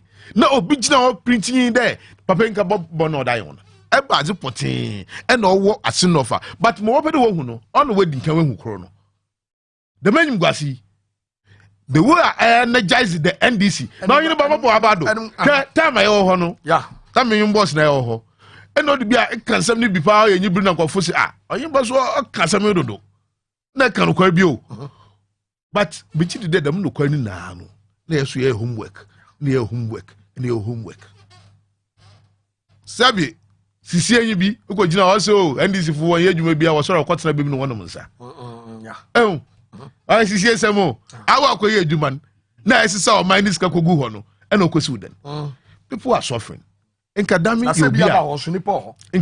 obia campaign wo ya attorney general owo vision akobeke de me minister for justice amena me hwede obia obenya pepeye mayere ye pepeye no ekompo kan ho na omaye ye bu ya nkofo dem crime rate ya nde ewifu okowia da wonsuro daytime robbery na dina oye komo ya na komi one of the buy oye mismanagement nyina no say owu kra ope yes oye mismanagement of the economy and na pure thievery and so at the end of the day you know they have the penchant for other warfare no sumptuous spectacle. Ado ye felt financing oye kenoforiata.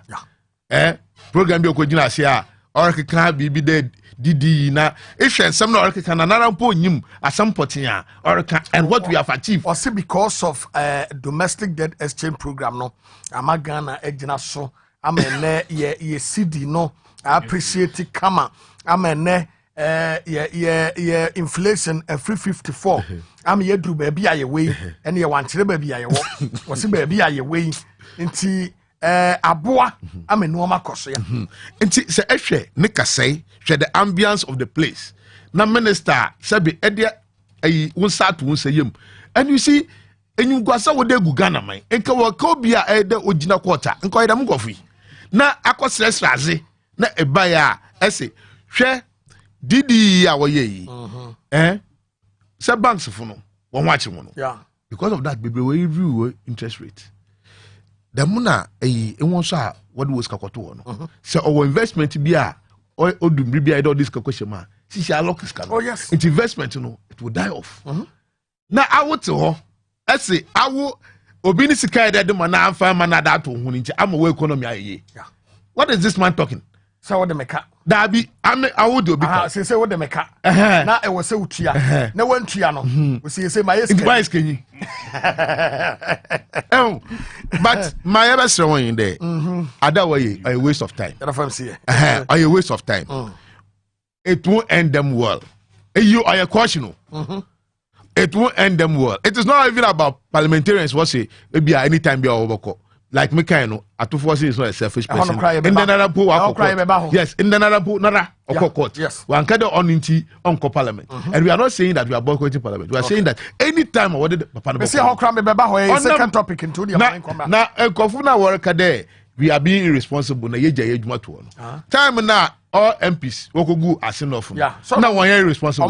President Oyi Flagstaff House fear kotna asin off no. No irresponsible. Time when ministers obia this is now wokogu asin off. No one irresponsible. Okay. Please, they should stop the politics. Meba. Ya force na Big Ben capsules wadaroma Big Ben tablet no ye papa emema de bia meka se bema de wo se wugina so. Na enu amatumi koso ye wonro bebre aba bi ansan na sefo na so tablet yi obetumi ni anom no baako anamienu wode wode nsuo keke wode gu anom anu apia so na akose wo menemu woyam sew obewu se ugina ha within be 5-10 minutes na nipadua na sesa ye friend no Big Ben tablet numbi wote de me kana se mema de eti bema ni nyamene ya within 5-10 minutes obewu say ne yobia nyina asesa na ebo adwuma papa ena wota so no mu a esiesie ni padua ni prim ema ni si wo be 10 years kra no na esan a refresh nti eye sexual weakness to ase early ejaculation pa penis enlargement nice erectile dysfunction yopo it would the Big Ben tablet. Wadaro magana ha. Maybe a ton will be an obo robenya be free. 0551 551 444 0551 551 444. Mami fa power specialist Hebron Hospital and Twamoso. Mami biti se kosua dua ya. Oya onwadwuma ma ne broso. Hey, mami. Si e ba se mfa bibiduro ensa yade a. Ghana ha mi yinu a Minister Sobium, Winim, hepatitis, what dear word be brave. Compo, ye obe woo, itiko, no one yamount, company at the end yana, a barber show minimuhano. Yes, what dear be droben nane, oba, yes, say your quayo fibroid operation. Wouldn't will be a quay and fibroid operation, a catch and say. Uncle power specialist about hospital. No be aka say I with the free mo frabre mu nyina no brofudra no manum ubewu kwa. Power specialist about hospital. O ma wa bibidura mo wanu man na fibroid. Wananse agu ni padua no ho. O ma wa bibiduro ni nyina beko. For the Hebron immune system booster e de aba. E boost immune system no e fight titia yade. What the cough care Hebron mixture and will be a wabo one will be a bo one na duru no.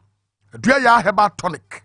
No no eboa wo papa we yare an wa shotu moja duru pa no ye wo jirikajiri emema duru jirikajiri baby obi wura bi obenya bi wodi owura baby osema mi jirikajiri mema de no no wunya bia ma no monto jirikajiri mamukunu mema no so monto jirikajiri nkofie na ebeboa Japan no ne milk na otokofie no fato jirikajiri ene ye wo adua ya malamix eno so eya onwadwuma kai sa enkran ha kwabenya ACP e hona power specialist about hospital e wo ye from power bus stop wura takra de a Anaji Estate Custom Road wona singa washing bay no ene di nhwani mu Kumasi feyi ase wona Josbro filling station no ene di nhwani mu waputu oja contrast kwan no so obetumi na di nsawoso 0244 544 422 yare ya ntiko howai 0244 544 422 and a 0200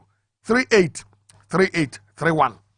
Na wate eye Dr. Emuzunka ye freno mawuji hiyo chalo the penis doctor na wowo enro 4 ebo ho dawura ma sesi a wode aduro bia ba ye freno gawo ana ode ba ko bia ba ye freno odenden ode ba ko bia ba ye freno jew time ana the other one ye freno yirima na gawo yaka gawo a nipa wa gawo ana odenden ade a edin ana yirima ade a eyama ana jewo time wakasa aduro 4 ni bomu a emema de na bema bi obedum sa aduro we no wie fie akohoma omo biem kɔtɔ aduro no bi nom na gya akɔhomabɔ ɛwɔ wiase na anigye bɛba ɛma na aba no wɔma wo sɛ mesrɛ wo wo prepare no wa prepare na nunguase anka wo wobɛtumi ne Dr. Amuzu adi nkɔmmɔ ɛwɔ 0241 959326 0241 959326 Dr. Amuzu was a Mauji here chalo wadaroma one was so much medi yede esomo yada sukuso yamra biem yewraku yamra na yen share issues a eda ho ne yehu said yebesi afa ene edom kuma e womra se badwafie an woko out of parliament but oman ko parliament omo ba parliament late after court ena womo eba eno na manfo say omo ye irresponsible so ma abandon court no adwuma to ho na omo nenam omo ma parliament omo ja parliament adwuma to ho na omo nenam court obi asoma omo omo ka say yenuanom MPs no and this MPs na anko parliament no irresponsible no me de say 777 omo trimo for mo na me nimu de ha omo because omo kasa no omo nka no kre Ghana ha hypocrite ne doso se yeto o mamu ha obi nya ebone ya na masoa no mu persecute na na court munum tabu de court a munum de ewo mu wo honti na munum de mo ye no wo honti no so hu mo de ne ko no mo se de bi ye ni kamafo an parliament o ya enti ze mbe tinchimi en samo be bo ye mbe de mpe dia yen so ensam ni na be ka no parliament edu ta mo de ye court no a yanso adwuma yɛ sɛ yɛ no parliament no ate akonya so yɛnkɔ ni ahweto betuma bu ɔma na mana yiya because all you to other arms no na wo de ayɛ ahara ase yɛ atete yɛ ani enyo obi azuma ne kebate sɛ asɔfofo ana kafe so kata magana fo nyina asɔfo nyina gya kata first na nanom hemfo ubi wano na wo yɛ bibi bɔne ya na nanom abam no mabɛkata ede na nanom nyina ya mo gya kata because yɛ na nana akɔkata yɛ bedi watam hwɛ de na nsia de yɛ dɔma hene ya mpanimfo MPP mpanimfo national executives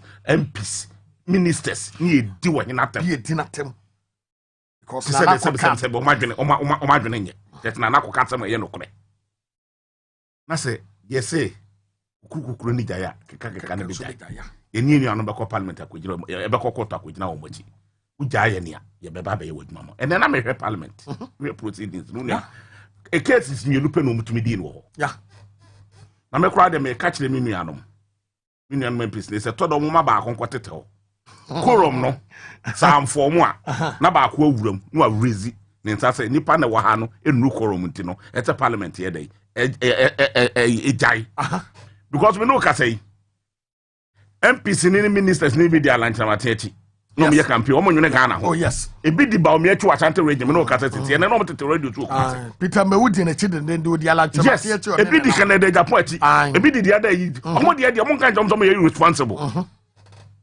o no kan jom say munu no mu die na yen nkofo de what see yen fa o mu konkotum no mo ti de bi o mbaka kwedino mo ti dia na eno na anya yes political analysis na ba ko bi kensem hunu bi o baka ta be bi ko su ade no kra dwene ho kra wonte ate o kensem hunu so a political analyst or a lecturer na lecturer hunu awoye o mo na e bon kwala na university won so dem be patron first ani e school o lecturer ba no o kasa we de dimi na ne de we o tikata no obuo kra wom ene small boy bi a o te okuta ni PhD or political science lecturer no o di nsem hunu o radio so en nsem hu hia so dem be patron e di asem kwa no kan or say a union MPs ni irresponsible na yeso om 2024 no to abetia wo hey the political science lecturer we can't say hunu we won fa ho dia de no kan kire amawu no mu na edi alanchamate no macho madwuma to obotumi be botumi ni akirite om ya irresponsible om 2024 to tia wo kohwe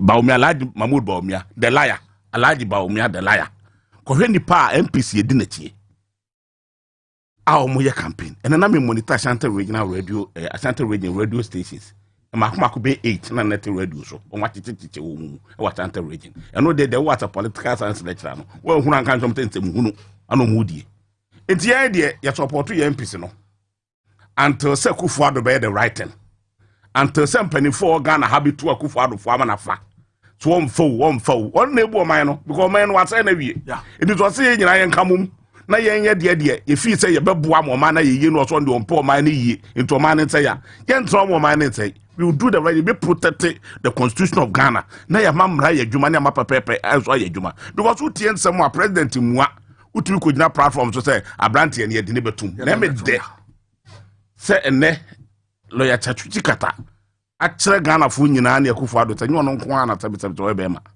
ne nsem na wo kan ye no e nsem a etase ye holding to court no ba be ya no yeah the entire will make it a prejudicial statement no because as the president and the president of the land only right so interfere with judiciary now we bet you because they say no we are president we are number one so the park no di atem no we ni ya ahia no akwa transfer oh yes wa hwe kura no akwa inedi wa hwe na di atem akwa to ne so say we di ko ba bia opɛ yes hwe ayi maami we ya maami broni of friend Akufo Addo ayi girl ya no na ado girl ma broni or the ya broni was an independent. I saw Bruni, so Bruni. One can say a tata, no, I call Togo, you know, I told you neither to Japonia, you and Penapunu, and to Trikrania, I don't want anyone go for Trimun, or I might the crow crown, who could the answer not to near Fivan and Adra, never go for you too, then go for a tata, because the instances will be Brewa, and Nipa be Brew, okay, I'm sorry, or cock some years say,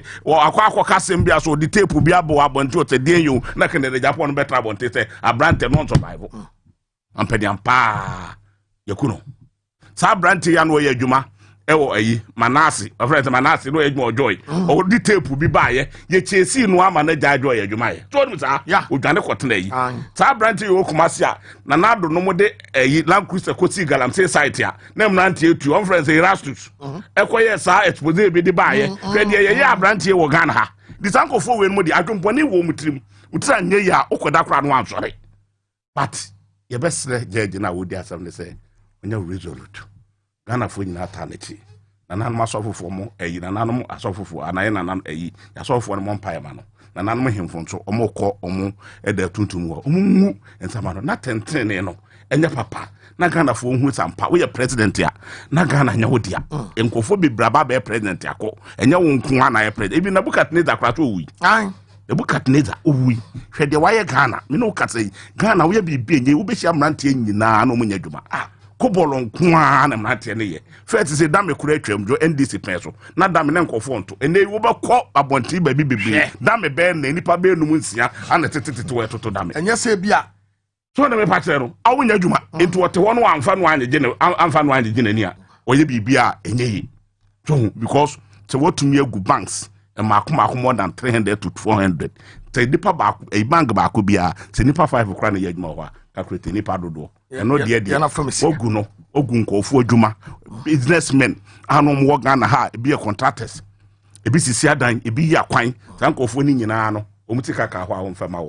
A bay a day, or more to me, at to me survival. But the air can say, okay, and change or nothing. And ne, and no persecute ye.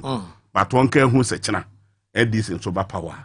Very retarded. Okay. Na ede enokre no aye dwuma na Ghana fo nyina. Very good. Ehwato. Ma menchia me amadam fo ba ko me meet no te ase a wotie. O senior nurse e wo baby any government hospital.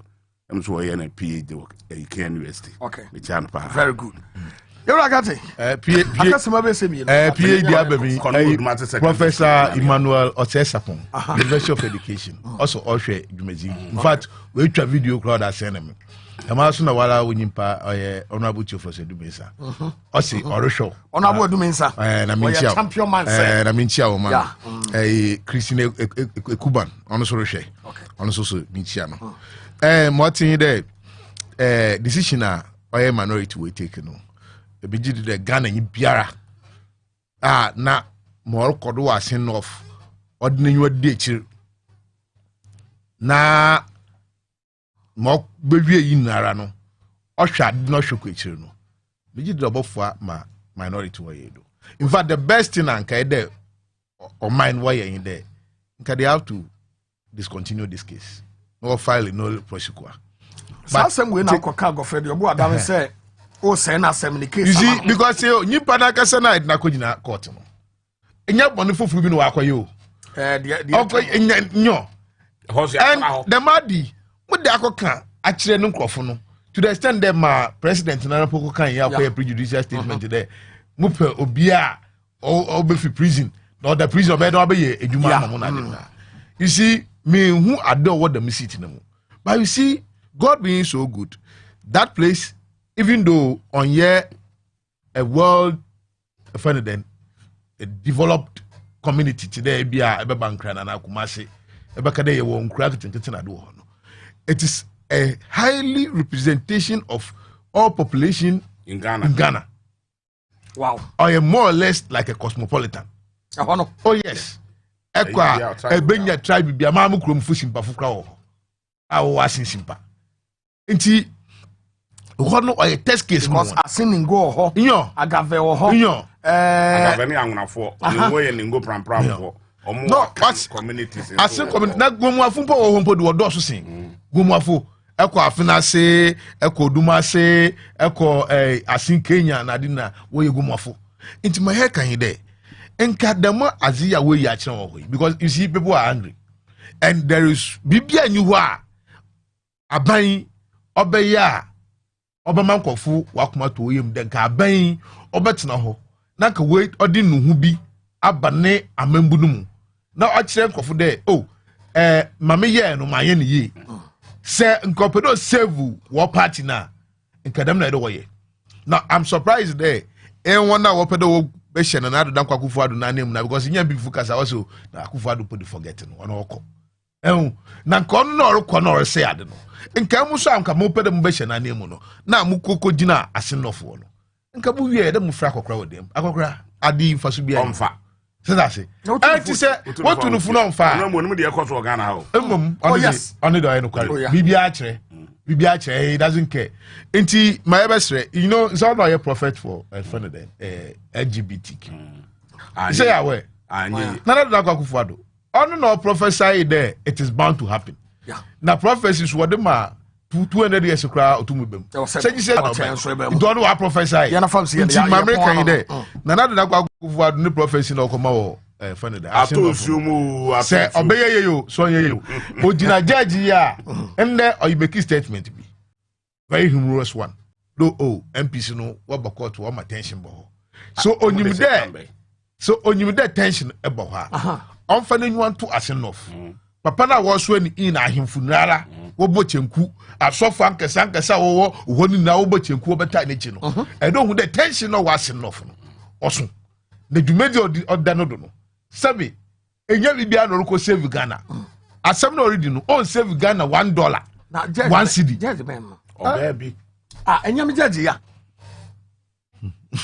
baby enya me judge no wado adu ye enya criminal court and we need try mo try mo ya court ni yo bosro ya me side ho dia you see mo be sibia no okay mo be sibia no oye nyame na asem but mo be sibia no e dey hu there sisia no the end game for MPP there they are living power 2024 me da say papa mini abe magate ene mini akoku bo ahen na ene me no mo esia ya ye de dwumadi e de bremu ye tremu edma Mugabe Maase o kire nyame ya adoma betenenka ye de mu besi ha ye du so e kase bo be poso hima ene piesie okra ene omode eba ya kramo ye da mu nyina ase